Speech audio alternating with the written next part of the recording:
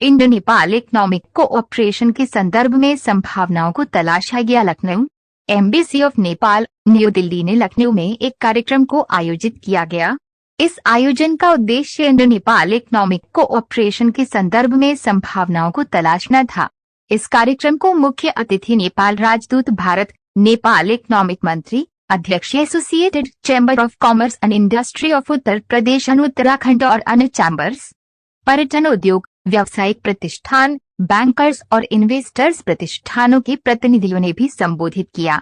कार्यक्रम को संबोधित करते हुए मुख्य अतिथि राजदूत नेपाल डॉक्टर शंकर प्रसाद शर्मा ने कहा कि भारत और नेपाल के बीच के आर्थिक संबंध का ऐतिहासिक इतिहास है और आपस में किए गए कई एग्रीमेंट से आपस के संबंध बहुत मजबूत हुए हैं।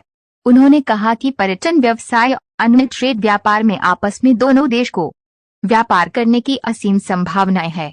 कार्यक्रम को संबोधित करते हुए associated chamber of commerce and industry of Uttar Pradesh और उत्तराखंड के अध्यक्ष इंजीनियर डी.पी. सिंह ने इस तरह के कार्यक्रम का स्वागत करते हुए कहा कि उत्तर प्रदेश राज्य भारत की तरफ से नेपाल का पड़ोसी राज्य है। इस कारण उत्तर प्रदेश इस इकोनॉमिक कोऑपरेशन में एक महत्वपूर्ण भूमिका निभा सकता है और पर्यटन व्यवसाय, व्यापारिक ट्रेड, कृषि संबंधित व्यवसाय, सिंचाई प्रोजेक्ट्स, सूर्य ऊर्जा प्रोजेक्ट्स, एजुकेशनल स्कॉलरशिप और एक्सचेंज प्रोग्राम में महत्वपूर्ण भूमिका निभा सकता है।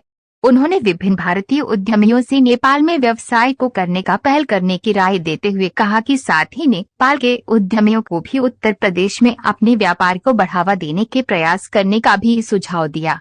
मंत्री तारानाथ अधिकारी ने नेपाल में इन्वेस्टमेंट, ट्रेड और टूरिज्म की संभावनाओं पर अपने देश का एक महत्वपूर्ण विषयगत प्रस्तुतिकरण दिया एवं उपस्थित उद्यमियों और चैम्बर के प्रतिनिधियों को आगामी 28 और 29 अप्रैल 2024 में होने वाले नेपाल इन्वेस्टमेंट समिट में आने का निमंत्रण दिया।